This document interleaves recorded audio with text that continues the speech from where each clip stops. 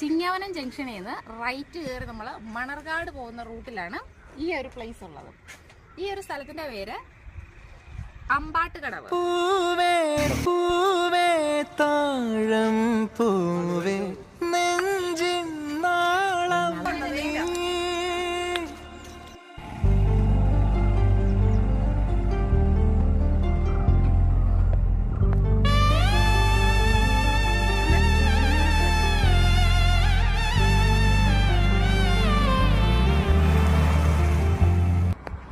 ഈ ഒരു പ്ലേസിൽ മൊത്തം ആമ്പലിൻ്റെ ഒരു ഇതാണ് കാണുന്നത്.